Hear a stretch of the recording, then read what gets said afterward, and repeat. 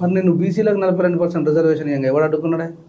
నువ్వు నరేంద్ర మోడీ గారి పర్మిషన్తో చేసినావు ఏబిసిడి వర్గీకరణ, నువ్వు పార్లమెంట్లో బిల్లు చేసినావు ఏబీ అంటే ఎస్సీలకు అడ్డం రాని బీజేపీ గవర్నమెంట్ నీకు బీసీలకు రిజర్వేషన్ ఇస్తే అడ్డం వస్తుందా?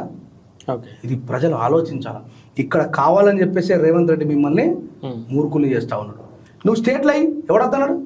మేమందరం మద్దతు ఇస్తున్నాం బీసీలకు. అదేమన్నా బిచ్చమా? నీ ఇంట్లోకి ఇస్తున్నావా? నీ తాత ఆస్తి రాసి ఇస్తున్నావా? అంబేద్కర్ గారు ఏమంటారంటే ఈ భారతదేశంలో ఉన్నటువంటి ప్రజలంతా కూడా వాటాదారులు. We are not beggars of this country, we are shareholders of this country అన్నాడు అంబేద్కర్ గారు.